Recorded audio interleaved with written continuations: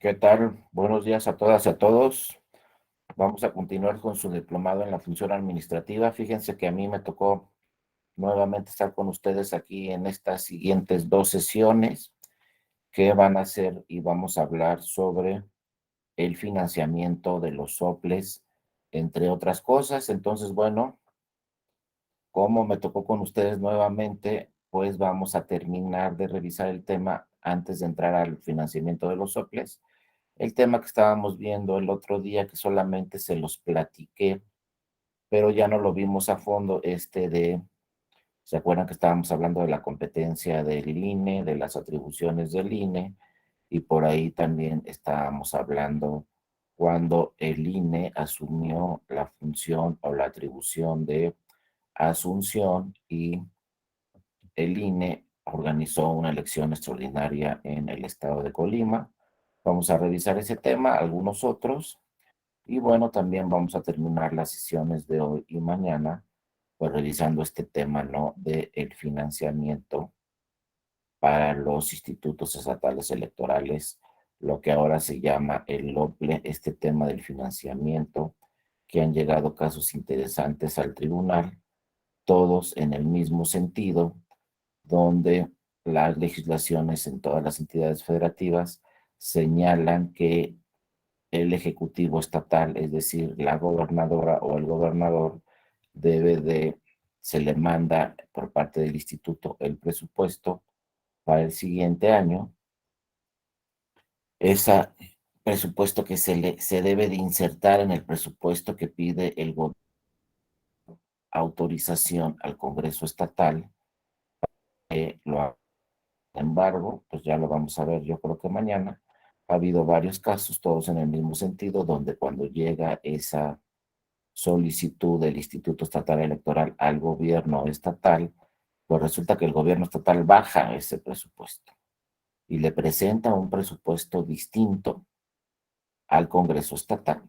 Y bueno, ya ha señalado el tribunal, lo veremos yo creo que mañana, pues que no puede bajarle el gobierno del estado el presupuesto al instituto estatal. Debe presentarlo tal como se lo dio el instituto y ya será el Congreso estatal el que decida qué presupuesto tendrá para el siguiente año ese instituto estatal electoral. Esos son realmente los temas complejos sobre el presupuesto, pero bueno, lo vamos a ver. Recuerden, pues yo soy Darío Mora Jurado, ya me conocen, soy profesor investigador de la Escuela Judicial Electoral. Ya hace poco estuvimos en otras sesiones en este diplomado, pero pues recuerden que pueden participar en cualquier momento sin ningún problema, pueden abrir su micrófono, pueden poner algún mensaje ahí en el chat, lo que sea, pero sí es muy importante para mí su participación sobre todos estos temas que están viendo en este diplomado sobre la función, ¿no? Del Instituto Estatal Electoral y del Instituto Nacional Electoral, entre otras cosas que se ven en este diplomado. Bueno, para empezar vamos a revisar este tema que también fue muy importante en el 2014 e impactó al INE y también impactó a los que ahora se llaman NOPLES, que les digo que no me gusta mucho ese nombre, deben de llamarse en realidad institutos estatales electorales. Sin embargo, bueno, esta reforma le cambió el nombre a estos institutos y ahora se llaman NOPLES. Pero ¿qué sucedió en 2014 también? Sucedió algo muy importante que tenemos que tener presente porque el sistema electoral se volvió más complejo. Con la reforma de 2014, fíjense, se expiden nuevas leyes. Antes, por ejemplo, si había una elección en Colima, pues revisábamos el código electoral de Colima, el proceso electoral, según el código, ahí venía todo lo relacionado con el proceso electoral y con las autoridades electorales, etcétera. Entonces uno sabía que si iba a haber elecciones en Colima, pues tenía que revisar el código electoral de Colima, tanto la ley procesal como la ley sustantiva, ¿no? Es decir, el código que habla del proceso electoral y el código que habla también como de un sistema de medios de impugnación para impugnar actos o resoluciones, etcétera. La ley de medios, ¿no? Viene la reforma de 2014 y entonces a nivel federal, pues lo que se revisaba siempre era el famoso COFIPE, era el Código Electoral de Instituciones y Procedimientos Electorales. Entonces estaba muy bien dividida la competencia, porque si teníamos una elección local, pues había que revisar el Código Electoral de Colima, del Estado de México, de Jalisco, etcétera, y no había problema. Si teníamos una elección federal, pues revisábamos el Código Federal de Instituciones y Procedimientos Electorales. Ese Código Federal aplicaba para diputaciones federales, para senadurías y para la presidencia de la República. Teníamos dos leyes, una estatal y una federal. Pero viene la reforma 2014 y entonces decide el Poder Legislativo, no, vamos a derogar las leyes federales y vamos a crear ahora leyes generales. Cambió el nombre, así como de IFE nos fuimos a Instituto Nacional Electoral, ahora de leyes federales nos vamos a leyes generales. ¿Y por qué ahora las leyes se llaman generales?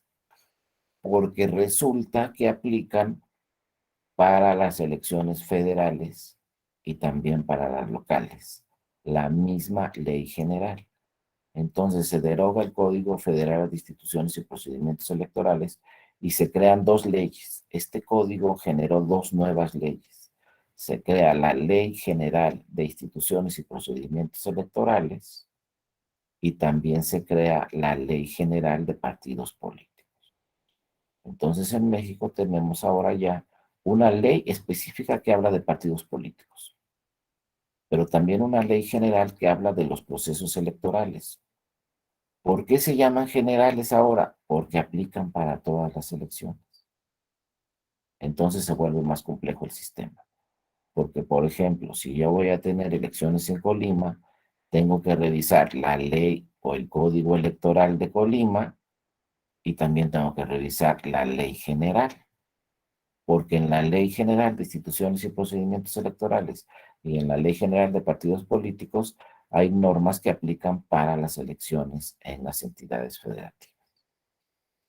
Entonces ya no tengo dos normas, una para cada elección, ahora tengo dos, pero la ley general aplica para todas las elecciones. Y entonces vienen otros temas complejos porque viene el tema de que qué sucede, por ejemplo, si hay una contradicción entre la ley general que aplica para el proceso electoral de Colima y el código electoral de Colima que también aplica para el proceso electoral de Colima. Tengo que revisar todas las leyes, pero a lo mejor hay contradicción entre la ley general y la ley local de Colima. ¿Y entonces qué hago? ¿Cuál aplico? Y entonces, bueno, la ley general nos dice que cuando haya contradicción entre la ley general y la ley del Estado, debe aplicarse la ley general.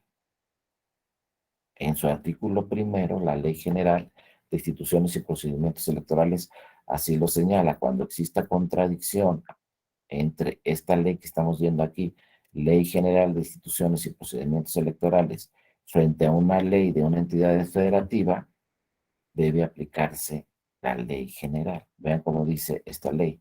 La presente ley es de orden público y de observancia general en el territorio nacional, o se aplica para todas las elecciones, y para los ciudadanos que ejerzan su derecho al sufragio en el territorio en el extranjero. Ah, también aplica para el voto en el extranjero. Tiene objeto esta ley de establecer las disposiciones aplicables en materia de instituciones y procedimientos electorales, y esta ley va a distribuir las competencias entre la federación, o sea, que le corresponde al INE, y las entidades federativas, que le corresponde a los institutos estatales electorales o a los órganos públicos electorales locales, los OPLES. Pues esto le iba a decir, a ti te toca esto y a ti te toca esto, ¿no?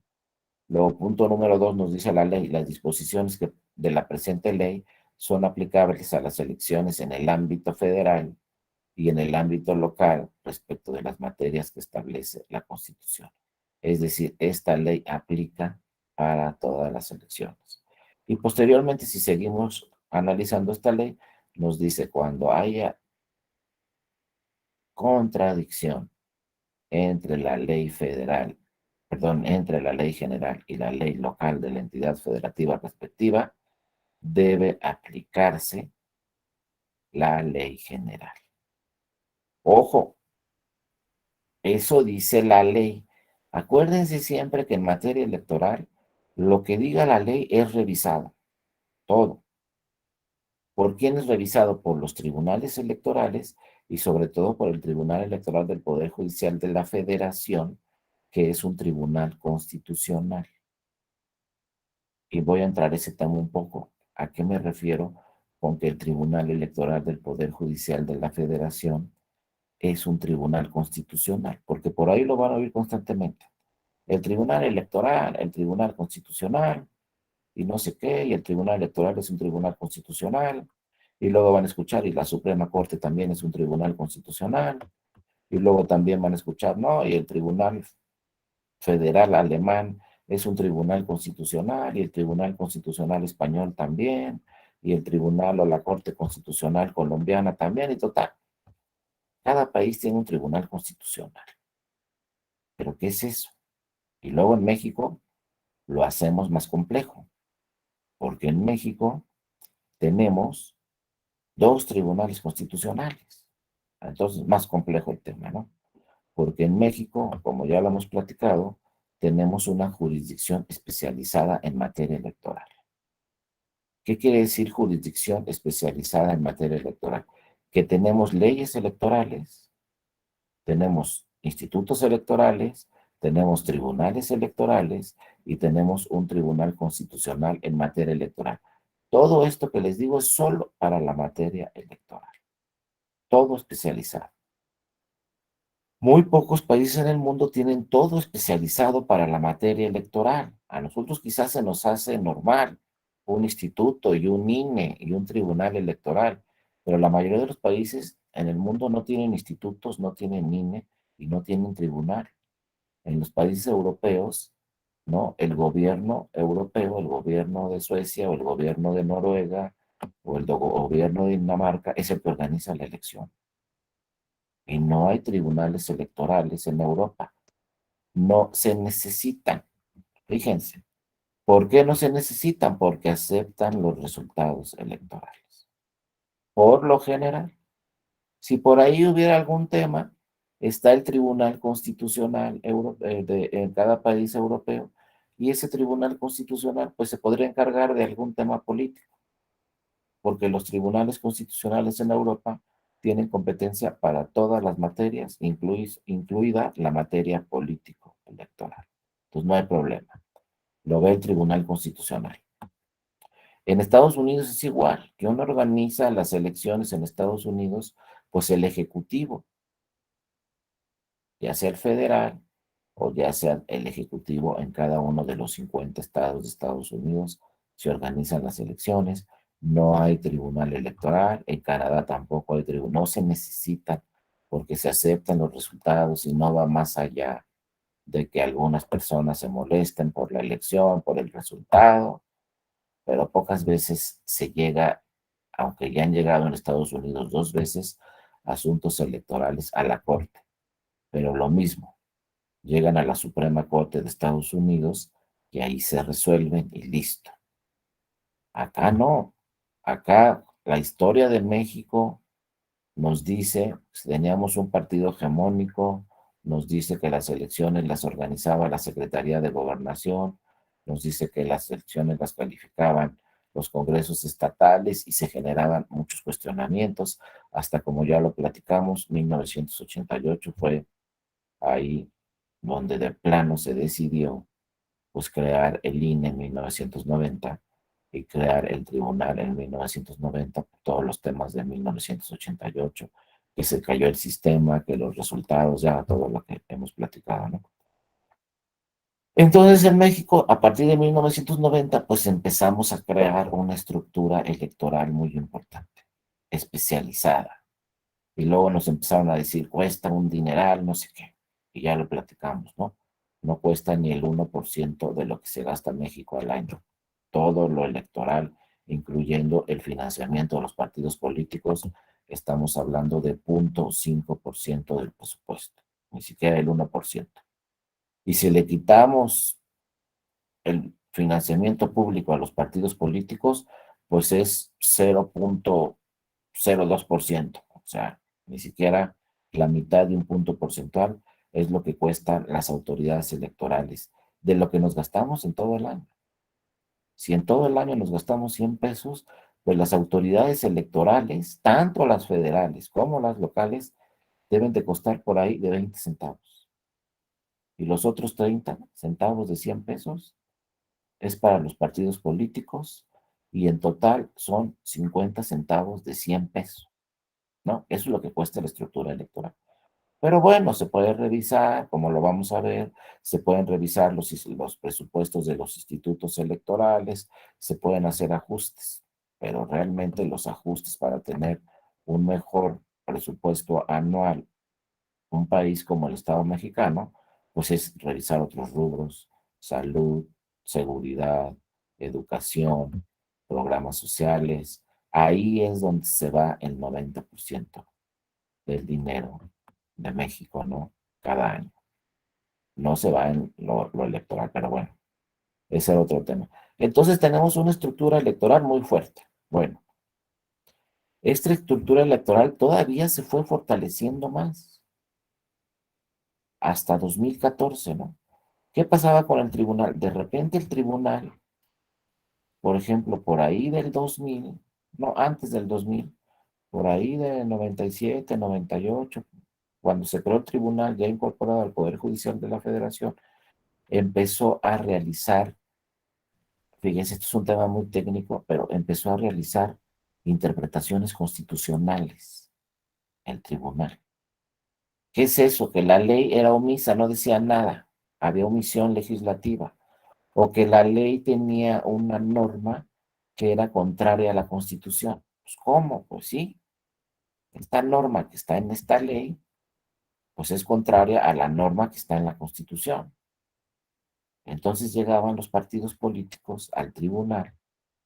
Acuérdense, el tribunal nunca actúa de oficio. Si no llega un partido, si no llega un candidato, si no llega una ciudadana, un ciudadano al tribunal, el tribunal no se pronuncia.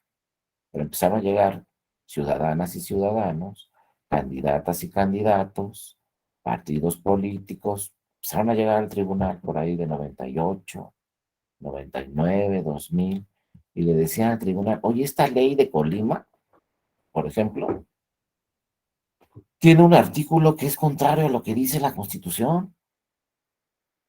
Entonces el tribunal empezó a hacer interpretaciones constitucionales. ¿Qué quiere decir eso? Que decía el tribunal, no, pues no vamos a aplicar esa norma del Código de Colima, porque es contraria a la Constitución. Vamos a aplicar directamente la Constitución, lo que diga la Constitución. No vamos a aplicar lo que diga la ley de Colima, porque eso que dice la ley de Colima es contraria a la Constitución, ¿no? Vamos a un ejemplo para que quede un poco más claro, ¿no? 2015. En 2015, no sé si ya los platiqué, pero si ya se los platiqué, pues me aguantan un ratito, se los voy a volver a platicar, pero no estoy seguro. En el 2015 hubo elecciones para candidaturas independientes, digo, hubo elecciones para gobernatura en Baja California Sur. Y entonces una persona quería ser candidato independiente. Revisó la ley de Baja California Sur y decía la ley de Baja California Sur que se necesitaba 44% de las firmas en todo el estado para poder registrarse como candidato independiente. Entonces esta persona armó un grupo de trabajo y dijo, bueno, hay muy financiamientos, muy poco el financiamiento para candidaturas independientes, pero no importa. Voy a armar mi grupo de trabajo y voy a recabar el 4% de firmas. También la ley decía un plazo muy breve, ¿no? Creo que 15 días por ahí, 3 semanas máximo, para recabar 4% de firmas de los de la lista nominal de todo el estado. Pues no era tan poquito. Imagínense que en la lista nominal sean 1 millón de personas, pues 4% de firmas, ¿cuánto es, no? No son 2 o 3 firmas. es un porcentaje importante de firmas. Bueno, 4,000 firmas, no sé, lo que ustedes quieran. Y había que ir persona con persona, a ver, dame tu firma, apoyas la candidatura, sí. Dame tu firma, apoyas la candidatura, sí. 4,000, 5, lo que sea. Bueno, 4%. En un plazo muy breve, bueno, ya llega esta persona al instituto, le presenta los papeles y le dice, aquí está mi 4% de firmas. El Instituto Estatal Electoral de Baja California Sur revisa las firmas y le contesta a esa persona, sabes que no tienes el 4%, porque estas firmas están repetidas, estos ya se murieron, estos son de Baja California, no de Baja California Sur, esta está repetida, esta es otra copia total de la revisión. Le dice el instituto, ¿sabes qué? Tienes el 2,5% de firmas, no tienes el 4%. Por lo tanto, se niega tu registro como candidato independiente. Ándale, pues, ¿no? Y entonces esta persona dice, no, pues, ¿cómo es posible? No puede ser, no sé qué. Voy a contratar a mis abogadas y abogados y me voy al Tribunal Electoral de Baja California Sur. Primero, ¿no? Primera instancia. Y entonces, pues, contrata unos abogados, efectivamente. Y estas abogadas y abogados le dicen a esta persona, oiga, pero díganos la verdad, sí juntó el 4% o tiene razón el OPLE, el instituto. No, pues, ¿qué creen? Si tiene razón el instituto. Y entonces ya dicen las abogadas y los abogados, ¿y entonces cómo lo vamos a defender? Ah, pues para eso los contraté. Si yo supiera, no los contrato, pues yo me voy solo al tribunal, pero para eso los contraté, pues a ver cómo le hacen, pero yo quiero ser candidato independiente. Ándale, pues, ¿no? Ya, y ya esa persona ya le reconoció, no, es que no alcancé, no me dio tiempo, no obtuve el 4%. Tiene razón el instituto, ya aceptó que no tenía 4%. Ya aceptó que el instituto hizo bien su trabajo y le dijo tienes el 2,5. Pero a ver, si ustedes son las abogadas o los abogados de esa persona, ¿qué le dicen al Tribunal Electoral de Baja California Sur para que lo registren? Si la ley dice el 4%.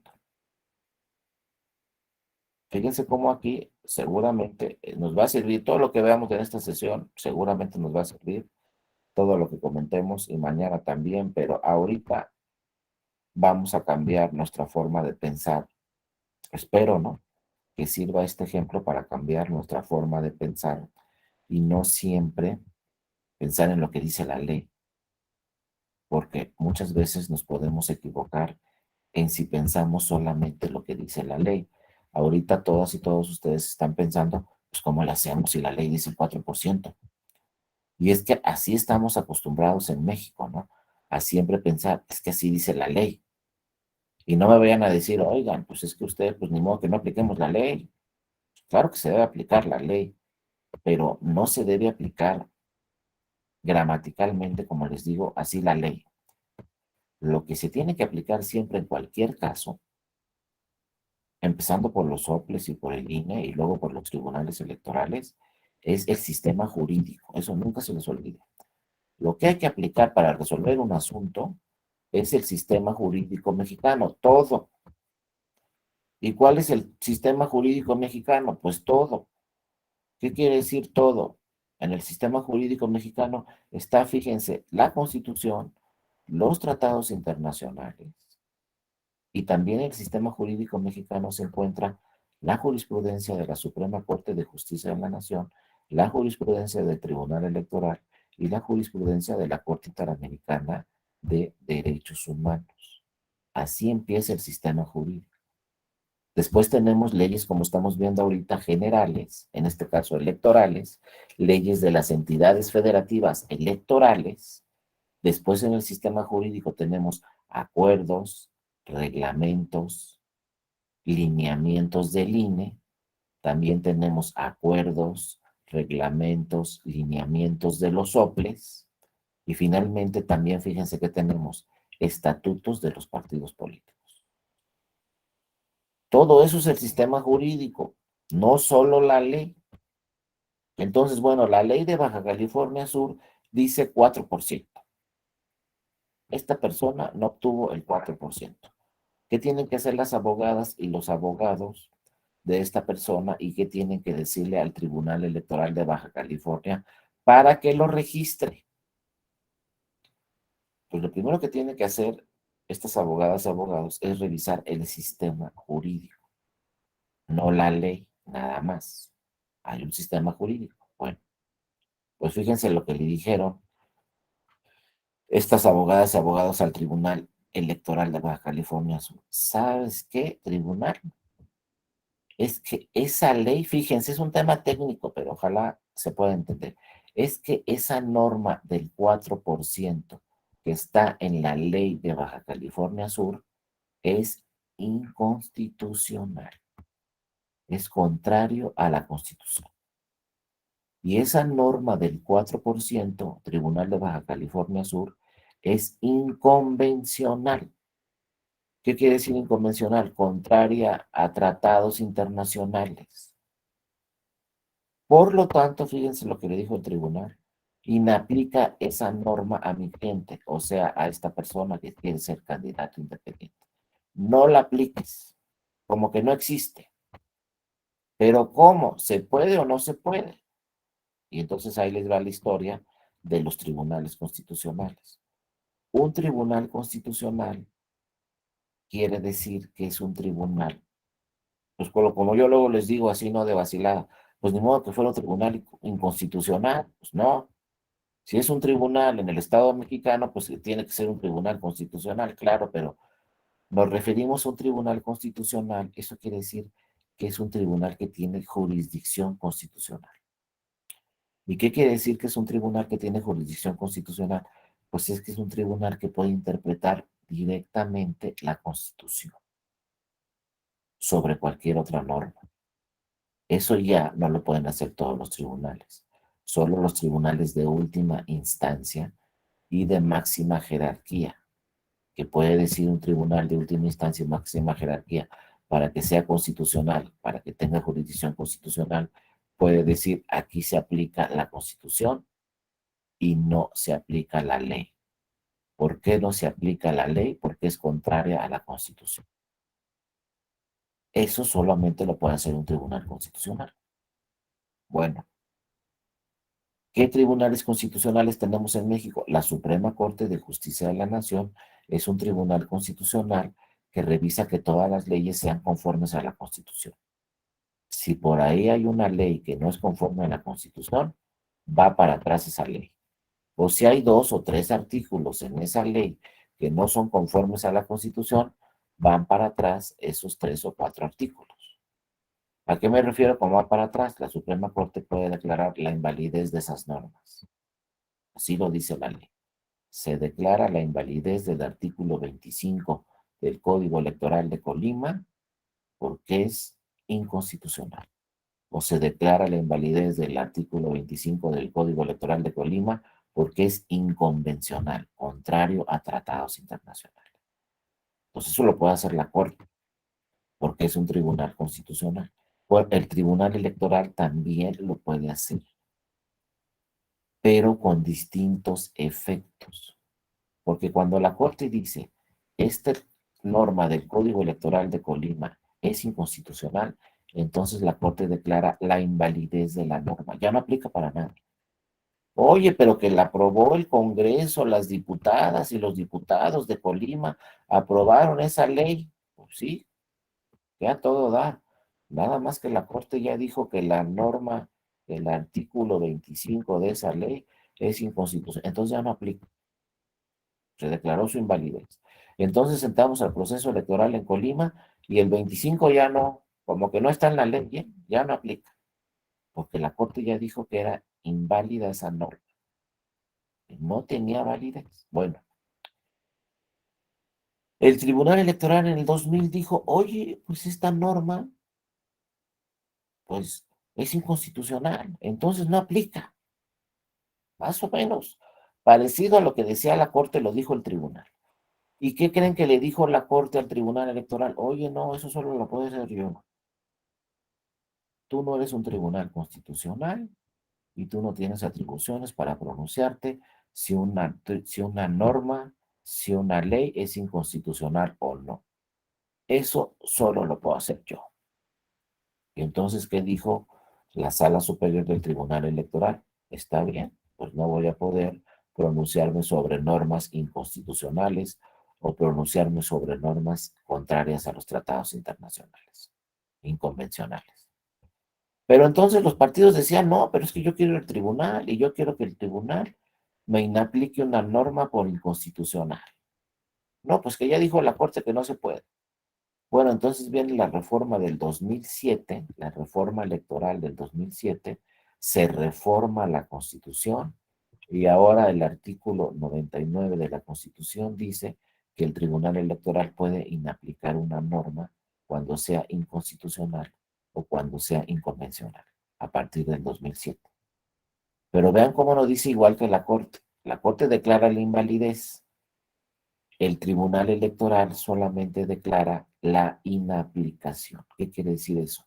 Que solo al que vaya al tribunal se le va a inaplicar esa norma. Ya no se le va a aplicar, pero solo al que vaya al tribunal. La norma va a seguir vigente para todos los demás.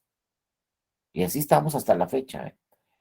Pero por eso el Tribunal Electoral también es un tribunal constitucional, es un tribunal con jurisdicción constitucional, porque podemos ir al tribunal a decirle, oye tribunal, esta norma es inconstitucional, oye tribunal, esta norma es inconvencional, no me la apliques a mí, ¿no? Por eso siempre van a escuchar, el Tribunal Electoral es un tribunal constitucional y también van a escuchar, la Suprema Corte de Justicia es un tribunal constitucional. En Europa y en otros países en el mundo solamente hay un tribunal que también ve tema político. En México hay dos, la Corte que ve todos los asuntos y el Tribunal Electoral que se dedica solamente a lo electoral, pero también es un tribunal constitucional. Y podemos ir cualquiera de nosotros al tribunal, no solo los partidos.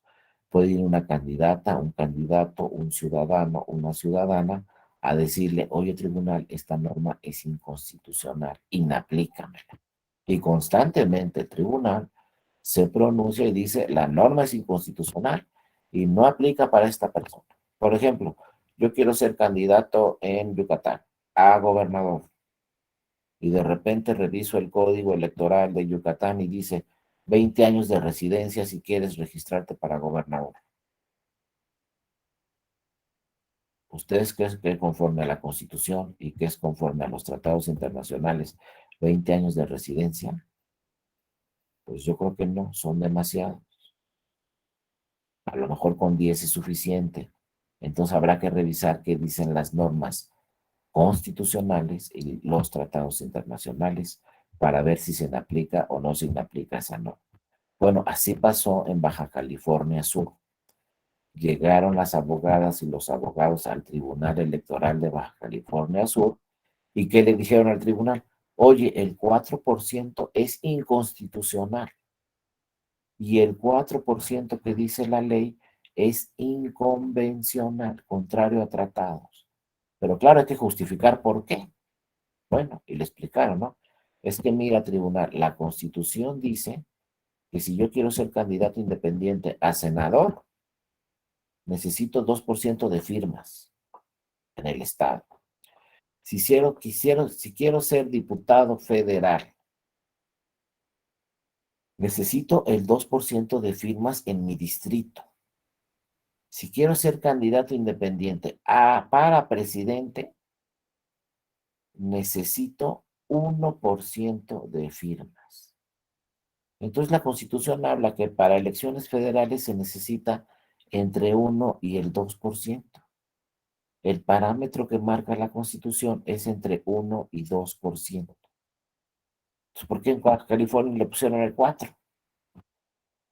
Pues no quiero pensar mal, ¿no? Pero a lo mejor en Baja California le pusieron el 4, pues para que no existan candidaturas independientes, porque es muy difícil obtener el 4. Y así los partidos políticos se van solos. No sé, a lo mejor sí, a lo mejor no. Pero entonces le dijeron al tribunal, oye, es exagerado el 4%. La Constitución habla del 1 y 2. Luego, tratados internacionales. ¿Qué dicen los tratados internacionales? ¿Qué dice, por ejemplo, la Comisión de Venecia, que es un órgano democrático del Consejo Europeo? ¿Qué dicen por acá tratados internacionales que tienen que ver con México, que firmó México y que son obligatorios? Pues a nivel internacional, en pocas palabras, se pide 1% de firmas. Oye, pues si en otros países piden el 1%, si hay tratados internacionales que dicen todos los estados que forman parte de este tratado internacional deben exigir 1% de firmas a las candidaturas independientes, ¿por qué en Baja California le pusieron el 4%? Pues es contrario a los tratados internacionales. Es un parámetro muy alto. Entonces, ¿qué resolvió el Tribunal Electoral de Baja California Sur? Le dijo a los abogados y abogadas en su demanda, tienen razón, el 4% es exagerado, es contrario a la Constitución y es contrario a los tratados internacionales. Se inaplica esa norma para su cliente, no aplica. Pero luego viene otra pregunta, entonces, ¿cuál aplica? Y fíjense lo que resuelve el Tribunal Electoral de Baja California Sur. ¿Cuántas firmas tuvo su cliente? Pues que 2.5% de firma. Ah, pues el 2.5 está en el parámetro de la Constitución, que habla del 1 al 2%, y el 2.5 está en el parámetro de los tratados internacionales, que hablan del 1%. Por lo tanto, el Tribunal de Baja California ordenó al OPLE a registrar a esa persona como candidato independiente porque tenía un parámetro suficiente conforme a lo que señala la Constitución y conforme a lo que señalan los tratados, y dijo, esta norma legal es inconstitucional, es inconvencional y el 2.5 es suficiente, entonces te ordeno, OPLE, registrar a esta persona como candidato a la gobernatura. Y se registró, porque así decía la sentencia del Tribunal de Baja California Sur. Pero ojo, los partidos no les pareció para nada esa sentencia y se fueron al Tribunal Electoral Federal. Como eran elecciones de Baja California Sur de la gobernatura, la sala competente del Tribunal Electoral Federal era la sala superior. Pero fíjense, los partidos no alegaron que el 4% era inconstitucional o inconvencional, porque bien sabían que el 4% pues sí era exagerado y no era conforme a la Constitución y no era conforme a los tratados internacionales.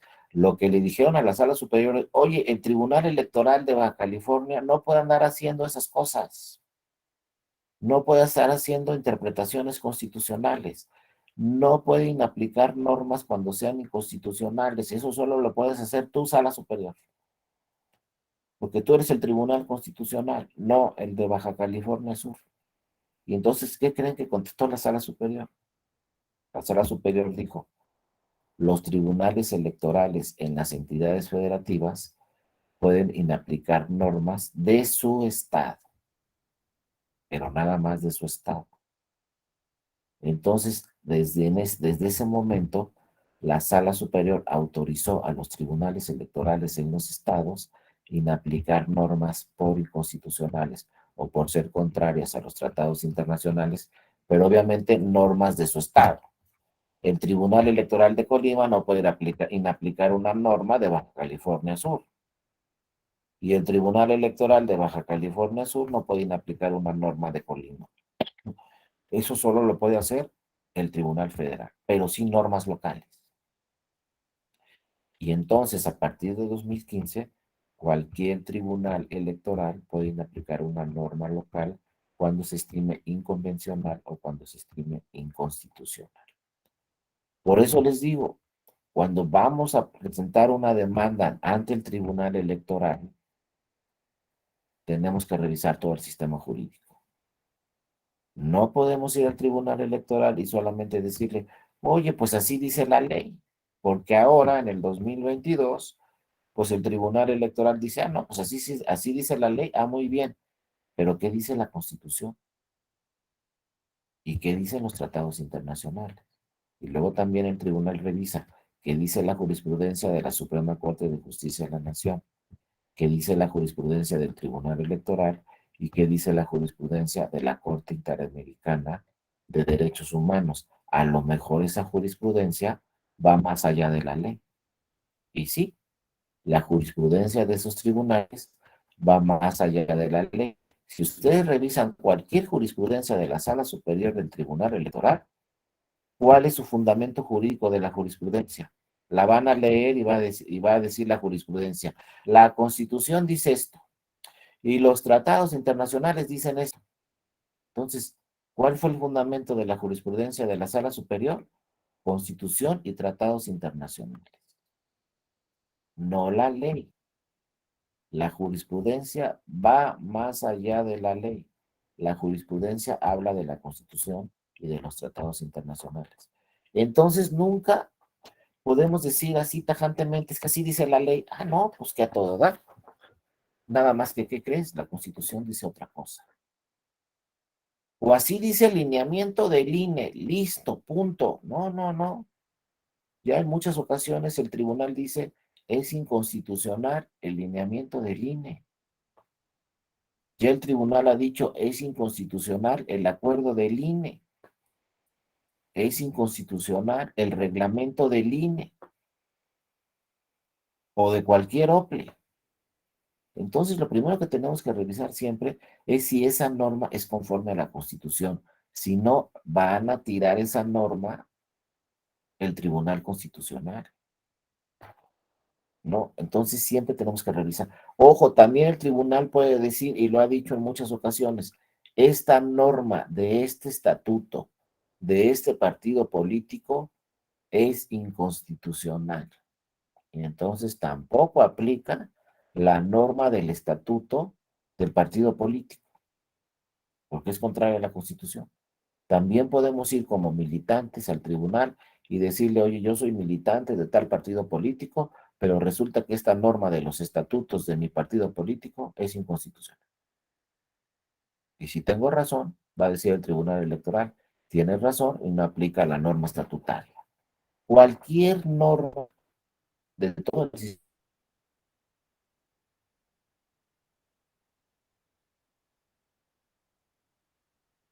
jurídico, ¿no?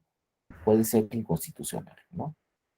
Entonces, bueno, por eso toda esta historia empezó que la adicción en esta ley, entre esta ley general y la ley de entidad federativa, dice, se aplica la ley general.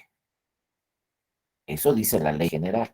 Pero el Tribunal Electoral dice, no, no se aplica la ley general. Cuando exista contradicción entre la ley general y la ley del Estado, la ley que se tiene que aplicar es la que sea conforme a la Constitución. Entonces, ojo, no hay que irnos con la finta. No porque la ley general diga cuando exista contradicción en esta ley y una ley local, hay que aplicar la ley general, no es cierto.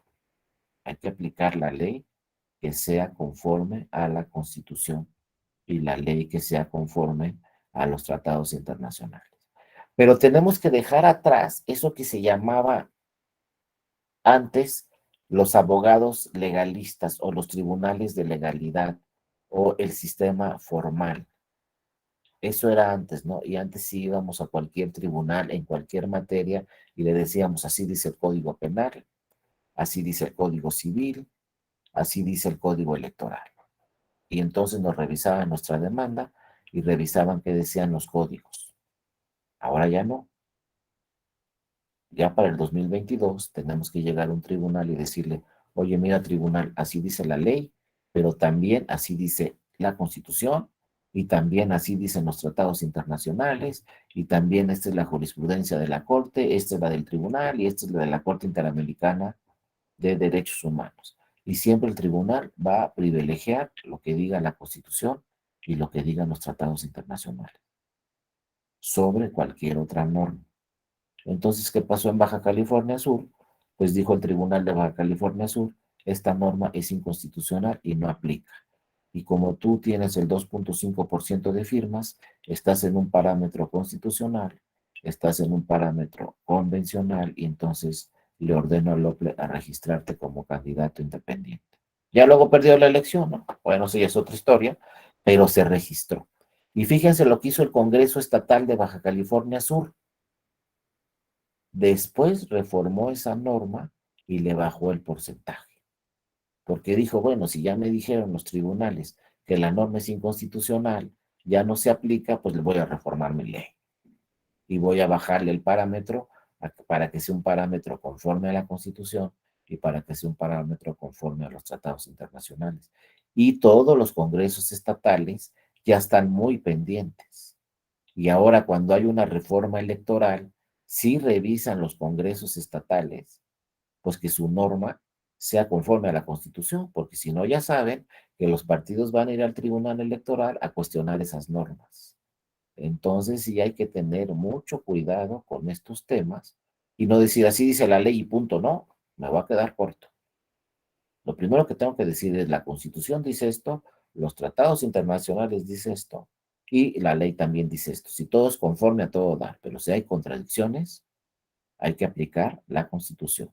Adelante, Ramiro, te escuchamos. Buenos días. Buenos días, doctor. ¿Cómo está? Bueno, por cuanto hace su comentario de los congresos locales, igual yo he tratado de dar un poquito de seguimiento en el estado de Veracruz. Y, por ejemplo, así como replican algunas cuestiones que son inconstitucionales, están replicando aquellas acciones que otros congresos han intentado hacer y les ha funcionado, pero creo que en menoscabo de los partidos que no son los oficiales. Por ejemplo, la reducción del presupuesto para los partidos políticos, del financiamiento para los partidos políticos. Se empezó a dar en algunos congresos, se impugnó la constitucionalidad y la Corte dijo que era constitucional esa reforma que habían hecho los congresos locales a efecto de cambiar la forma de financiación de los partidos locales. Entonces, otros congresos lo están haciendo. Entonces, creo que tiene dos vertientes, maestro. Así es, Ramiro, fíjate, eso tenemos un problema aquí en México porque luego copiamos lo que dice la ley general a la ley local y está mal la general y también la local. O luego copiamos lo que dice un estado, pues, pues lo ponemos también acá en nuestro estado, ¿no? El problema es que la Corte ha señalado ya en muchas ocasiones, los estados tienen y pueden decidir sobre sus normas, ¿no? Y entonces si un estado decide, por ejemplo, este tema que tú dices, no, pues para los partidos políticos locales, deben de regirse conforme a la ley local, pues aquí les bajamos el financiamiento. Y la Corte dice, hay libre configuración normativa, pueden hacerlo los estados, pero solamente con temas relacionados con partidos políticos locales, porque si hablamos de partidos políticos nacionales, tendrá que ser una reforma a una ley general, la ley general de partidos políticos. Pero a nivel local, dijo la Corte, sí se puede. Ahora, lo que ha dicho la Corte sí se puede y lo pueden replicar, como muy bien dice Ramiro, otras entidades federativas. Pero hay una segunda etapa que no se nos puede pasar. La Corte va a decir, sí se puede, hazlo Congreso Estatal. Pero cuando el Congreso Estatal crea esa nueva norma, se puede revisar, porque a lo mejor esa nueva norma, ya le dijo la Corte, lo puedes hacer, pero hay que ver si es constitucional lo que se aprobó en la nueva norma o no. Es una segunda instancia para ir a la Corte. Ya tenemos la nueva norma, pero a lo mejor me están bajando el financiamiento público y eso es contrario a la Constitución, entonces vuelvo a ir a la Corte. Ahora, la Corte tengo un problema. Una vez que se aprueba la norma y se publica, solamente tengo 30 días para ir a la Corte a decirle, oye, pues, ¿qué crees? Ya te hicimos caso y con la libre configuración normativa, pues nosotros en nuestro estado decidimos bajarle el financiamiento a los partidos políticos locales. Va a decir la Corte muy bien, pero ahora ¿cómo quedó tu norma?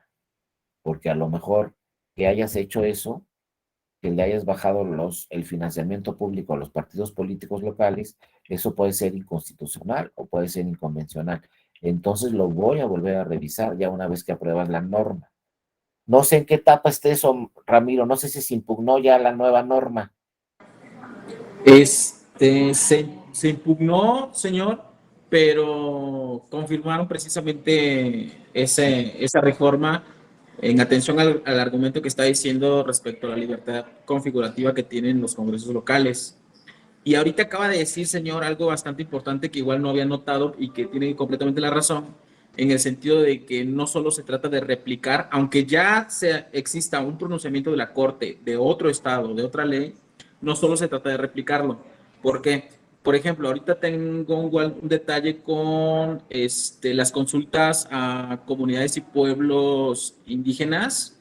Sí, Y, por ejemplo, hubo un congreso, creo que hizo una reforma en Oaxaca. En Oaxaca se hizo una reforma a una ley, no se hizo la consulta libre, previa, informada a las comunidades, lo impugnan, la tachan de inconstitucional y haciendo mención la corte que sí. se necesitaba hacer un paso adicional en el proceso legislativo en atención a que se debe de respetar esta opinión de pueblos y comunidades indígenas. Y bueno, entonces, este estado volvió a intentar hacer esa reforma, mmm, tuvo de alguna manera un buen resultado porque ya no subsanó esa irregularidad. Sin embargo, en otra legislatura hicieron exactamente, entre comillas, lo mismo, pero ya sin la consulta. Es decir, dicen, voy a proponer una reforma de una ley en la que ya está pulida, pero sin hacer esa consulta porque me voy a tardar mucho tiempo y además es muy complicado hacerla, ¿no? Entonces, no se trata solo de replicar lo que ya es constitucional, sino que en este caso muy especial tendrías que hacer ese paso adicional de hacer la consulta a pueblos y comunidades indígenas a efecto de conocer su opinión respecto a esos cambios legislativos que de alguna manera rozan los derechos de estas personas. Exactamente, Ramiro, cumplir con todo el procedimiento, ¿no? Pues sí, exactamente así como dice Ramiro sucede, ¿no? Primero vamos a la corte, pero hay una segunda etapa, ya que se aprobó la norma, ya que se publicó, si no fuimos a la corte, posteriormente podemos ir al tribunal, nada más que el tribunal no va a declarar la invalidez de la norma, el tribunal solamente lo que puede decir es, te inaplico la norma a ti que veniste al tribunal. Para todos los demás, la norma sigue vigente, pero tú que acudiste al tribunal, a ti sí te la inaplico porque me estás demostrando que es inconstitucional esa norma o contraria a tratados internacionales. Hasta ahorita existe el sistema. Como dice Ramiro, primero nos vamos a la corte, esperamos que dice la corte. Si la corte dice la norma es constitucional, pues ya quedó así. Pero si no fuimos a la corte, posteriormente podemos ir al tribunal, nada más que la Corte declara la invalidez de la norma y el tribunal solamente inaplica la norma al caso concreto, como lo dice así la Constitución. Gracias, Ramiro, por tu participación. Muy interesante, pero Sí, pues señor. sí, los estados pueden decidir su libre configuración normativa y cada estado pues tiene sus propias normas, sus propias leyes locales, que estas leyes locales electorales luego hay que revisarlas con la ley general, con la constitución y con los tratados internacionales. Sí, Sujei, adelante, te escuchamos. Buenos Hola, días. ¿qué tal? Buenos días a todos, a todas. Bueno, ahorita que estoy escuchando al compañero Ramiro, pues efectivamente también se me viene a la mente el caso de Veracruz, que fue prácticamente el mismo caso, ¿no? En cuestión de prerrogativas a partidos, a la, ¿cómo se dice? La disminución del 50% de las prerrogativas. Y Sí, bueno, ya había pasado, ya lo habían aprobado, pues partidos que no lo habían promovido, pues fueron a promover acción de inconstitucionalidad y la Corte se las da bajo este argumento de no consultar a pueblos y comunidades indígenas. Y eso es algo, pues, digamos, interesante porque, bueno, al menos yo no desconocía, ¿no? En ese momento como que todavía estaba yo muy, como que todavía desconocía muchas cosas en esta materia y aparte me quedó una duda, maestro, ahorita que sí. comentaba que si se llegara a hacer una reforma de este tipo en los estados, es decir, que en el estado se apruebe que se disminuyan las prerrogativas en un 50%, pero por ejemplo los que tienen registro nacional solamente estarían perdiendo el 50% de las prerrogativas estatales, ¿no? porque de alguna Exactamente, forma Sujei. el nacional pues van a seguir teniendo su prerrogativa de acuerdo a la votación y a todo el procedimiento, a todo el proceso que pues muchos igual y ya entendemos un poquito más, pero entonces digamos, esa reforma prácticamente también estaría siendo un contra a este principio de equidad en la contienda, ¿no? De alguna forma a los partidos de creación local, pues prácticamente si no tienen muchas probabilidades de ganar, si cualquier estado aprobara una reforma de este tipo, yo creo que sí iría en contra de ese principio, porque entonces le estás quitando todas las armas o en gran parte armas para poder, digamos así, acceder a un cargo, ya sea por candidatura independiente o por un partido de creación local o de reciente creación, que a veces es todavía peor. Pero sí, esa era mi duda de que pues prácticamente se perdería nada más las prerrogativas a nivel local, y coincidir con el comentario del compañero Ramiro que muchas veces hacen las cosas por hacerlas, pero no ven más allá o no analizan todas las vertientes que podría tener, pues, por ejemplo, una reforma de este tipo, ¿no? Gracias. Exactamente, Sujei, tienes toda la razón. Por eso hay que revisar todo el sistema en su conjunto, porque si le vamos a quitar prerrogativas a los partidos políticos, pues lo ideal, como tú dices, que sea a nivel local y que también sea a nivel nacional para que exista equidad en la competencia. Porque si le quitamos prerrogativas solo a los partidos políticos locales y no le quitamos a los nacionales, pues ahí no va a haber una competencia realmente equitativa. Pero es que estamos en un sistema federal y entonces hay que reformar la norma general y también hay que reformar las normas locales de las entidades federativas, pero en el mismo sentido. Y eso pues tiene que haber ahí una comunicación entre el Congreso de la Unión y los congresos locales para tener reformas en el mismo sentido. A veces no hay y entonces a lo mejor la reforma local impacta de una forma diferente a lo que dice la ley general y entonces puede suceder lo que tú dices, que tengamos una inequidad en la contienda porque pues unos partidos tienen menor financiamiento quizá que otros. Ahorita con la reforma electoral sí se ha tocado ese tema por todos los que han presentado iniciativa al Congreso de la Unión, como fue el PAN, el PRI, el PT y la iniciativa de reforma presidencial. Todas hablan de reducir el financiamiento público a los partidos políticos desde un nivel nacional. Les digo, vamos a ver si pasa esa reforma, porque como todo lo que sucede en materia electoral, ya nos está ganando el tiempo. Ya solamente quedan 10 meses para una reforma electoral. Entonces, si no se discuten estos temas de septiembre a diciembre en una forma importante para aprobar la reforma, ya no nos va a dar tiempo después. Fíjense, tenemos cuando se instala el Congreso de la Unión, la Cámara de Diputados y Diputados y el Senado de la República, de septiembre a diciembre. Entonces tenemos esas fechas para tener la reforma. Yo no sé si va a estar lista y si nos va a dar tiempo septiembre, octubre, noviembre y diciembre para aprobar una reforma, por lo menos por el Congreso de la Unión y ya después que se revise por los congresos estatales. Pero el tiempo nos está comiendo. La reforma sí habla de reducir el financiamiento público de los partidos políticos, pero no sé si dará tiempo de tener la lista o no. Si no, como ya hemos visto en otras sesiones, pues el financiamiento público de los partidos políticos conforme al diseño actual, pues cada año tienen más dinero. Y cada año tienen más dinero. Y cada año tienen más dinero porque su financiamiento público se fija en dos reglas.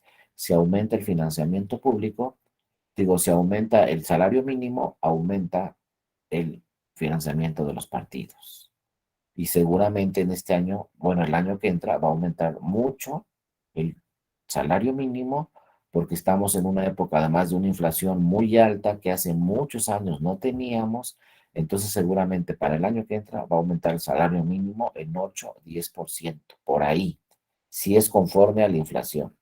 Entonces, pues los partidos políticos van a tener 8 o 10% más de financiamiento público.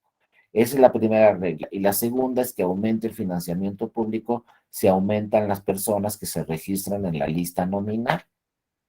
¿Y qué creen? Pues claro que para el año que entra vamos a tener más personas en la lista nominal, entonces conforme al actual diseño van a tener mayor financiamiento público todos los partidos. Pero seguimos en ese mismo problema también que ya hemos platicado, la distribución del financiamiento público conforme a las reglas actuales no es equitativa. Ya lo vimos, por ejemplo, el año que entra, Morena va a tener 80 pesos, PRI, PAN 40, PRD 10 y candidatura independiente más o menos 3 pesos. ¿Dónde está la equidad en la contienda? Si Morena va con 80 pesos, PAN y PRI van con 40, PRD va con 10, candidaturas independientes con 3 pesos. ¿Eso es equidad en la contienda? Imagínense las diferencias del financiamiento público para una campaña o el ordinario. Pero ¿qué dice la ley? Pues que el 70% se distribuye conforme como te fue en la última elección de diputaciones federales. ¿Cuál fue la última elección de diputaciones federales? La del 2021. Pues el partido que ganó va a tener mucho mayor financiamiento que el que quedó en segundo y tercer lugar.